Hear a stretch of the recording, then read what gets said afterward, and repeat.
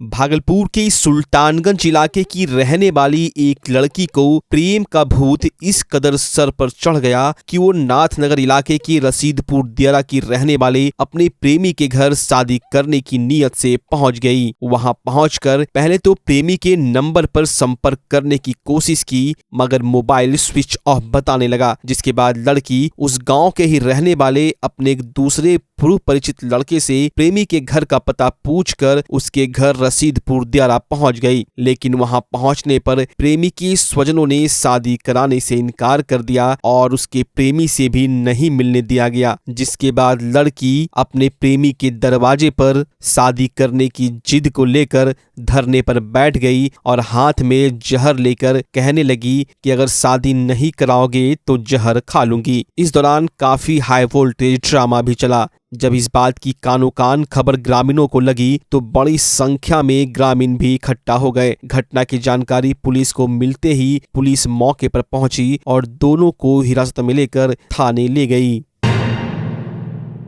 Bhagalpur police के सामने एक अजीबोगरीब मामला सामने आया है। इसमें मामला दर्ज करने वाली महिला खुद कह रही है कि उसने कोई मामला थाने में दर्ज नहीं करवाया है। पुलिस अपने मन से मामला दर्ज कर लोगों को गिरफ्तार कर जेल भेज दी है। दरअसल यह मामला जिले के कहलगांव थाने का है, जहां 3 जुलाई 2022 को कुलकुलिया निवासी महादलित महिला जानकी देवी की ओर से थाने में जाति सूचक शब्दों का प्रयोग करने और जान से मारने की धमकी का आरोप लगाते हुए केस दर्ज किया गया था, जिसमें धनिक लाल यादव, नकुल यादव, बबलू यादव और सोनू कुमार पर पीड़िता को जान से मारने की धमकी और जाति सूचक गाली देने का आरोप लगाया गया था। वहीं अब महिला का कहना है कि उसने कोई मामला दर्ज नहीं कराया है। लेबर कार्ड बनाने के नाम पर उसके अंगूठे का निशान लिया गया था और आधार कार्ड पर भी अंगूठे का निशान लिया गया था। महिला का कहना है कि उसने कोई मामला दर्ज नहीं कराया है और किसी ने झूठा मामला दर्ज कर दूसरों को फंसाने का काम किया है। वहीं केस में नाम आने के बाद पीड़ित पक्ष भी परेशान है। उन लोगों का कहना है कि जमीन कब्जा करने को लेकर कहलगांव थाना प्रभारी और सांसद के भतीजे के साथ साथ अन्य लोगों के द्वारा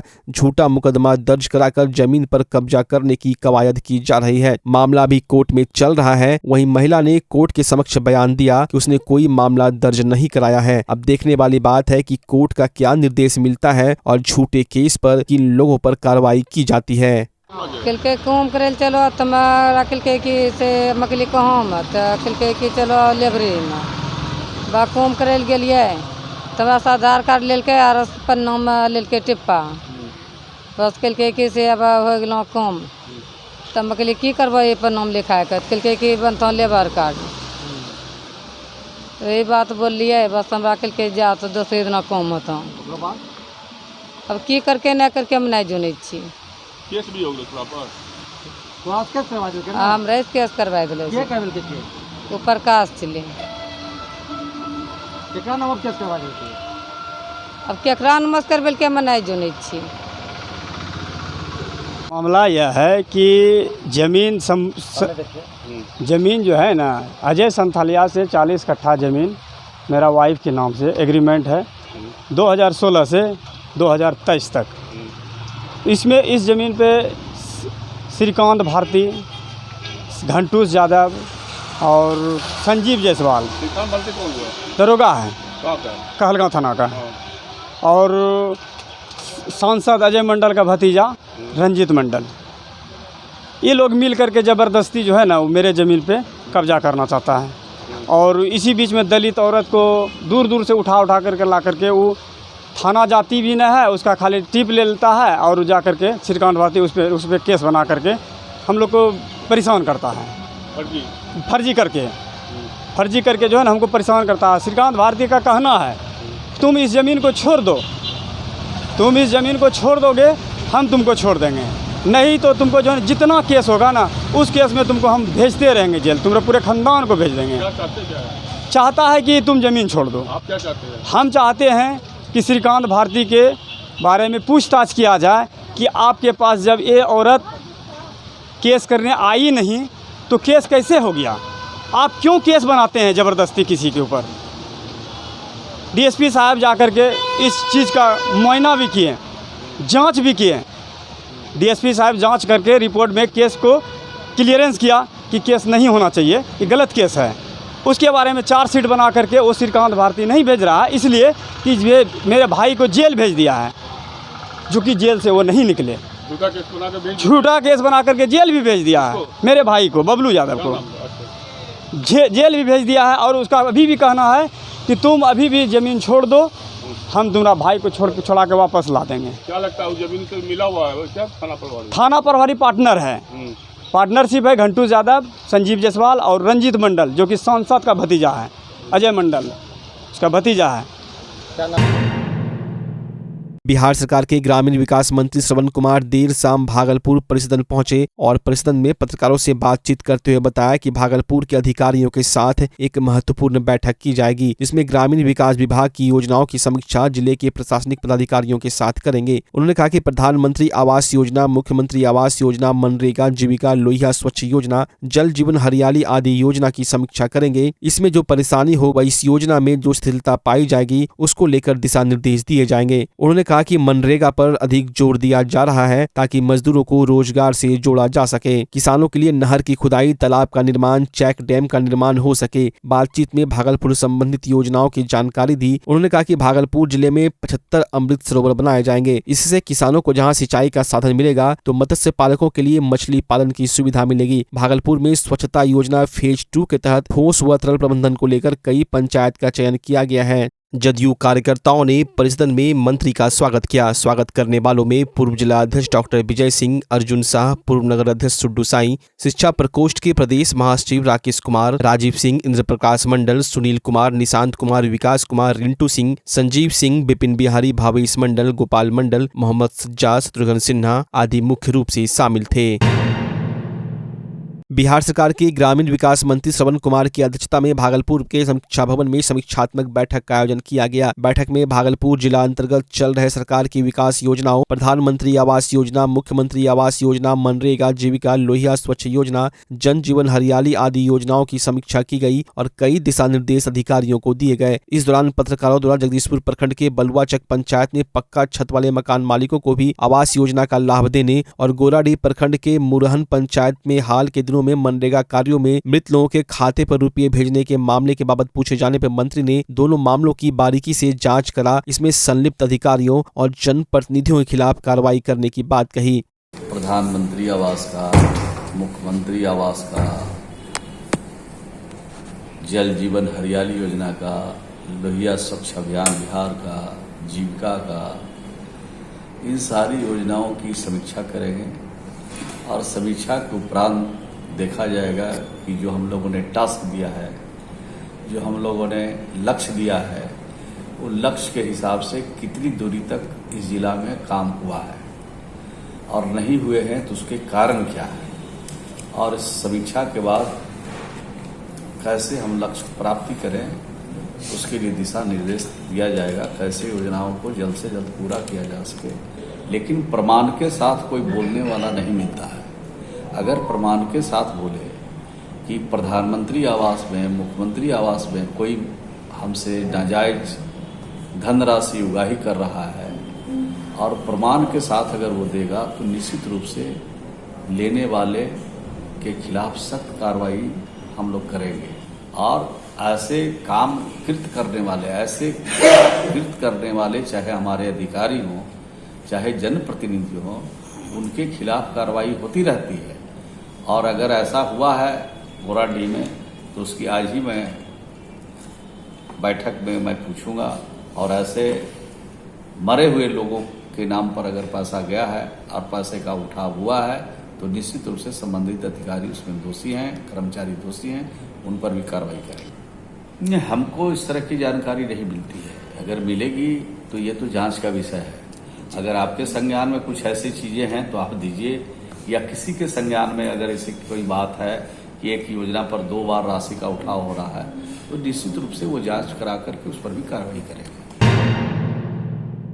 भागलपुर के नाथनगर थाना क्षेत्र के घोसी टोला के सामने स्थित HDFC बैंक के ATM मशीन में गोंद लगाकर ग्राहकों के ATM की चोरी करने का प्रयास कर रहे 2 युवक को स्थानीय लोगों ने रंगे हाथ पकड़कर जमकर धुनाई कर दी। धुनाई करने के बाद चोरों को नाथनगर थाना पुलिस के हवाले कर दिया गया। वहीं मौके से तीसरा अपराधी भागने में सफल रहा। पकड़ाए ATM चोरों की पहचान नवादा जिले के सीतामढ़ी थाना क्षेत्र के रेपुरा निवासी मिथुन कुमार और पिंकू कुमार के रूप में हुई है। जानकारी के अनुसार मनोज कुमार नामक व्यक्ति घोसी टोला के समीप HDFC बैंक के ATM से पैसा निकालने पहुंचा था। उन्होंने मशीन में ATM डाल सारी प्रक्रिया पूरी की। वहीं जब ATM बाहर निकालने लगा तो नहीं निकला।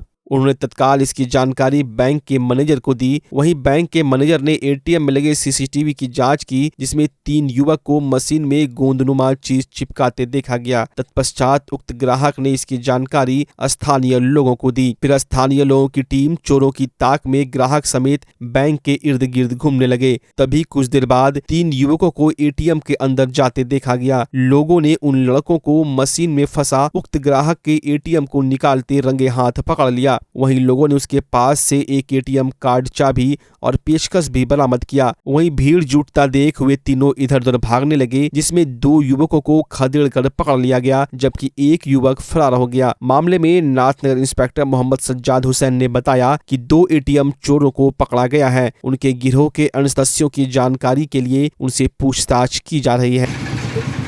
ये चोर जो है ये पूरे नाथनगर में चोर का मनोबल बढ़ गया था।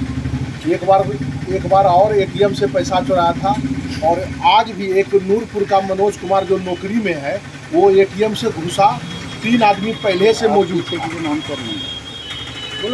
3 आदमी पहले से मौजूद थे और उन्होंने ATM में वो लगा दिया। वो ये सब बड़का ग्रुप है चोर।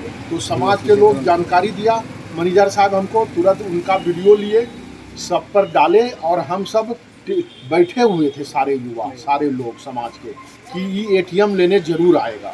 हम जैसे आया तो हम सब उसको, हम समाज के लोग रपेट के पकड़कर थाना के हवाले कर दिए हैं। कितने लोगों को? 3 आदमी था, एक आदमी भाग गया, 2 आदमी पकड़ा गया। ये लोग ATM में पैसा बराबर ये 3-4 बार निकाल चुका था। ये पूरा ग्रुप बाहरी लोग है, ये पूरे भागलपुर में फैला हुआ है। हमारे यहाँ के लोग एक्टिव हैं पूरे, और ये घटना बहुत ही दुखद है और उनको थाना प्रभारी अध्यक्ष के हवाले कर दिया।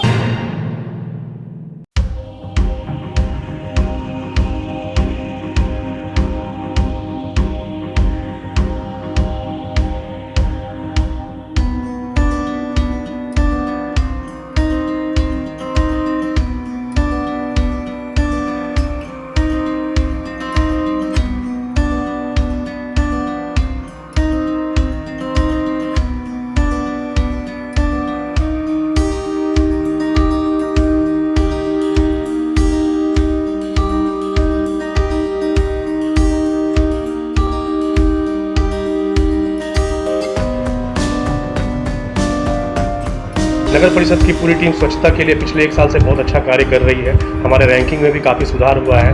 और जब ये मेला शुरुआत हुआ था हमने अपने टीम को एक ही निर्देश दिया था कि इस मेला में सफाई से संबंधित किसी भी तरह की समस्या कांवड़िया को फेस ना करना पड़े, उनको ना झेलना पड़े। हम लोग नाले की सफाई बराबर कराते रहे, नाला की उगाही कराते रहे और अलग अलग चौराहे पे डस्टबिन का अधिष्ठापन हो, चाहे हमारे सुपरवाइज़र का जो है मॉनिटरिंग का काम हो, इन सभी चीज़ों पे हमने ध्यान दिया है। और इसीलिए आज के डेट में जो है देखा जा रहा है कि नगर परिषद में सफाई की व्यवस्था फिलहाल हम लोग अच्छे से मेंटेन किए हुए हैं। हमारा यही ध्येय रहेगा कि पूरे श्रावण मेले में और ऐसे भी अमूमन भी हम सफाई की व्यवस्था नगर परिषद क्षेत्र में बिल्कुल अच्छे से रखें और उस पर काम करें। युवा शक्ति संगठन की ओर से 8वां senior men's and women's states rugby football championship का विधिवत उद्घाटन ग्रामीण विकास मंत्री सह बिहार सरकार के रग्बी खेल संरक्षक श्रवण कुमार के द्वारा किया गया। आयोजन सैंडिस कंपाउंड भागलपुर में 30 जुलाई से 1 अगस्त तक होने जा रहा है। इस 3 दिवसीय रग्बी फुटबॉल एसोसिएशन के आयोजन में 26 बालक वर्ग की टीम एवं 20 बालिका वर्ग की टीम पूरे बिहार के लगभग सभी जिलों से भागलपुर पहुंची है। आज पटना, सुपौल, भोजपुर, अरवल, बक्सर, सारण, शेखपुरा, सुपौल, भागलपुर, दरभंगा के अलावे कई जिलों के खिलाड़ियों ने अपना जोहर दिखाया। सभी खिलाड़ियों में जोश और जज्बा देखते ही बन रहा था। खेल प्रारंभ होने से पहले सभी टीमों ने मार्च पास्ट कर अपनी जोरदार उपस्थिति दर्ज कराई। उसके बाद मंत्री सभी खिलाड़ियों से मिले। उद्घाटन सत्र के दौरान युवा समाज सेवी विजय कुमार यादव के अलावे सुमित मुखर्जी उर्फ मामू, भागलपुर रग्बी सेक्रेटरी राज गौरव, बिहार रग्बी डेवलप पदाधिकारी गौरव चौहान, भागलपुर रग्बी कोच कुणाल कर्ण, सबीर मुखर्जी, सुड्डू साई, प्रशांत विक्रम, संजय शाह, सिद्धार्थ कुमार, ज्ञान चंद पटेल, पंकज ज्योति, नीलकमल राय, डॉक्टर मनीष के अलावे कई खेल पदाधिकारी व शहर के गण्यमान्य शिक्षाविद, समाज सेवी, चिकित्सक एवं सैकड़ों खिलाड़ी मौजूद थे। अंतर्राष्ट्रीय स्तर की खिलाड़ी सपना, स्वीटी और कविता जो अपने देश का प्रतिनिधित्व करती है, उन सबों को ग्रामीण विकास मंत्री श्रवण कुमार ने सम्मानित किया। में रग्बी फुटबॉल टूर्नामेंट का आयोजन किया गया है और इस टूर्नामेंट में जो प्रतिभावान हमारे बच्चे होंगे उनको हम सब लोग आज देखेंगे कि कितने बच्चों में हमारी तासीर है, कौन राज्य के स्तर पर खेलेगा, कौन राज्य से बाहर दूसरे राज्यों में खेलेगा, कौन इसमें से इंटरनेशनल खेलेगा। ये सभी इसमें से प्रतिभावान बच्चों का सिलेक्शन आज होगा और इस कार्यक्रम को यहाँ पर चलाने के लिए विजय कुमार यादव जी जो हैं, इन्होंने बच्चों को खेलने के लिए आज यहाँ पर मौका दिया। उन्होंने इस खेल को आयोजन करने का जो जिम्मा लिया और इनकी टीम ने जो जिम्मा लिया है, इनको दिल की गहराइयों से धन्यवाद देते हैं कि ऐसे साहसी नौजवान की ज़रूरत है जो अपने बच्चों की प्रतिभा को देखने के लिए, अपने बच्चों की प्रतिभा को आगे बढ़ाने के लिए, खेल के क्षेत्र को आगे बढ़ाने के लिए हमारे ऐसे स्वयंसेवी की ज़रूरत है जो आज किया है। पंकज जी को और उनकी टीम को धन्यवाद देते हैं। ये सब मिलजुल करके पूरे राज्य में रग्बी को और आगे बढ़ाने में लगे हुए हैं, इसके लिए उनको धन्यवाद देते हैं। और 3 खिलाड़ी हमारी स्वीटी कुमारी, कविता कुमारी और सपना कुमारी जो इंटरनेशनल खेल करके आई है, उसको भी शुभकामना देता हैं कि हमारे बच्चे और भी आगे बढ़े। यही शुभकामना राज्य की सरकार की तरफ से है। राज्य की सरकार को इनके आगे बढ़ने के लिए जो भी कदम उठाना पड़ेगा सरकार उठाएगी। यही शुभकामना इस अवसर पर देना चाहूँगा। भागलपुर में रग्बी के लिए क्या सोचा गया है सर? नहीं, भागलपुर में तो रग्बी की आज शुरुआत हुई है और जब शुरुआत होती है तो शुरुआत होने के बाद बंद नहीं होता है, लगातार चलता रहता है। और देख लीजिए अभी खेल जब होगी तो कितने बच्चों में जोश है, उसके कितने प्रतिभा है, कितना लगन है, कितना उत्साह है। आप उनके जज्बे को जब देखिएगा तब आपको पता चलेगा कि शुरुआत कितनी अच्छी हो रही है। तो इसका आगे भी और रग्बी जो है भागलपुर रग्बी एसोसिएशन के द्वारा आयोजित उसके तत्वाधान में ये रग्बी का खेल का आयोजन हुआ है और हमारे मुख्य अतिथि माननीय ग्रामीण विकास मंत्री वो रग्बी के संरक्षक श्री श्रवण कुमार जी विधिवत इनका उद्घाटन करेंगे अभी। और साथ साथ इस खेल का जो आज पहली बार भागलपुर में हो रहा है, जो शुरुआत हुई है, लगता है कि ये शुरुआत अब लगातार जो है ये आगे की ओर और युवाओं को जो है इस खेल में आकर्षित करने के लिए ये रग्बी बहुत ही अच्छा खेल है। और जहाँ तक इसमें होगा हम लोग सब मिल के इस रग्बी को आगे बढ़ाने का कोशिश करेंगे। बिहार सरकार की महत्वाकांक्षी योजना महिला उद्यमी योजना के तहत भागलपुर जिले में कुल 114 महिलाओं को सरकार के द्वारा चयन कर नए लघु कुटीर उद्योग लगाए जाने को लेकर प्रथम किस्त की सहयोग राशि प्रति लाभुक 4 लाख रुपए दे दिया गया है, जिसके बाद लाभुकों के द्वारा नए उद्योग लगाने जाने को लेकर उसका ढांचा भी तैयार किया जा रहा है। लगातार उद्योग विभाग के GM संजय कुमार वर्मा के द्वारा नए उद्यमियों को प्रेरित करते हुए उनके द्वारा उद्योग धंधा स्थापित करने के लिए बनाए जा रहे स्थलों का निरीक्षण भी किया जा रहा है। इसी क्रम में संजय कुमार वर्मा नए उद्यमी स्वीटी कुमारी द्वारा तेल मिल स्थापित किए जाने को लेकर बनाए गए नवनिर्मित ढांचा का निरीक्षण करने पहुंचे। उनके तेल मिल के लिए बनाए गए स्ट्रक्चर को देखकर प्रसन्नता जाहिर करते हुए खादी मॉल में उद्यमियों द्वारा बनाए गए सरसों तेल को बेचे जाने की बात कही। साथ ही उद्योग विभाग के GM ने सोमवार तक नए उद्यमी को दूसरी किस्त जारी किए जाने की भी बात कही। बिहार सरकार की ये मुख्यमंत्री महिला उद्यमी योजना के महत्वाकांक्षी योजना है। इसमें भागलपुर जिले का 114 महिलाओं को चयन किया गया है। विभिन्न ट्रेड सेक्टर में इन लोगों को उद्यम स्थापित करके आत्मनिर्भर बनाया जाएगा। उसी आलोक में आज मैं इस इकाई का निरीक्षण करने आया हूँ, जहाँ की तेल मिल का स्थापित किया जाएगा। और तेल के बारे में तो आप जानते हैं कि कोरोना काल में भी इसकी कितनी आवश्यकताएं पड़ी और घर घर में तेल की आवश्यकताएं हैं।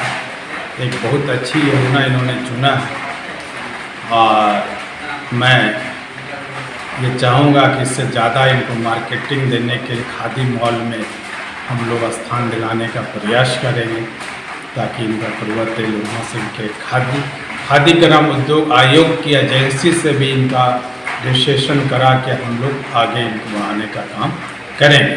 तब पर्चे अभी तक के इन्हें 4 लाख रुपये के ऋण हम लोग ने लाया है।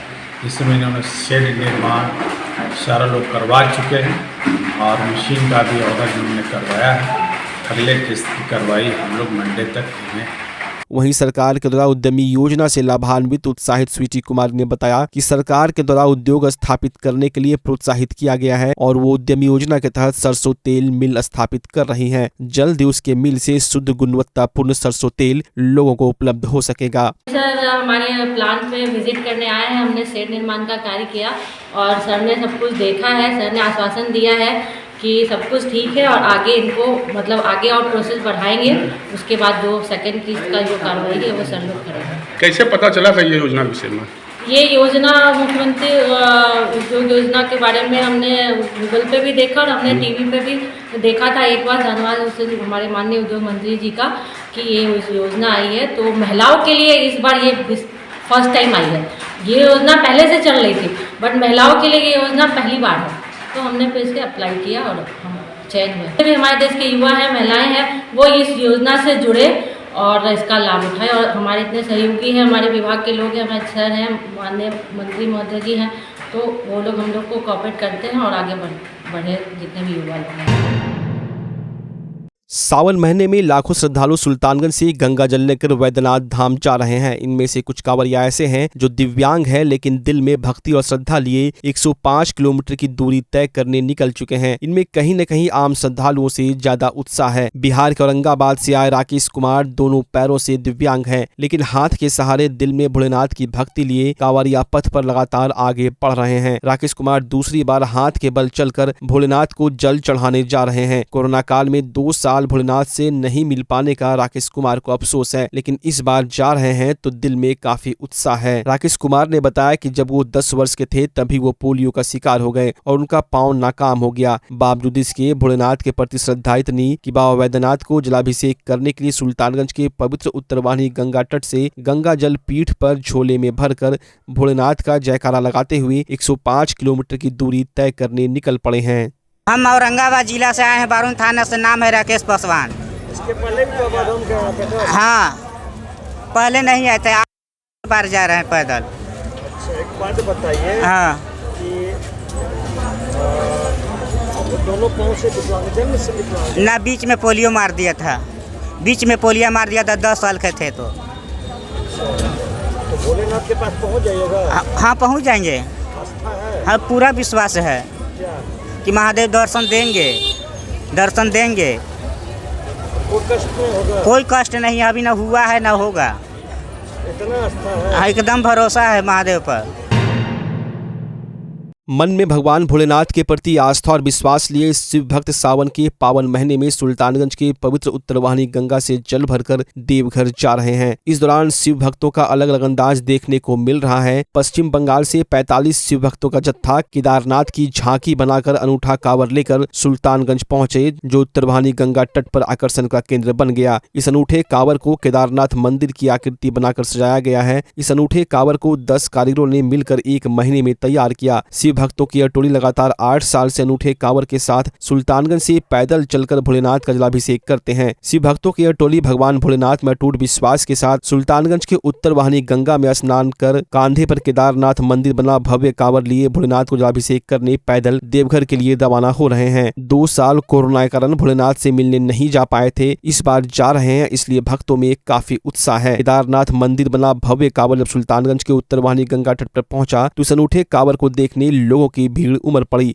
गंगा तट से जब यह कांवरिया पथ पर पहुंचा तो हर कोई इस अनूठे कांवर को अपने कैमरे में कैद करने को मजबूर हो गए। शिव भक्तों की यह टोली अनूठे कांवर को लेकर पहले देवघर जाएंगे, उसके बाद वहां से बासुकीनाथ जाकर भोलेनाथ का जलाभिषेक करेंगे।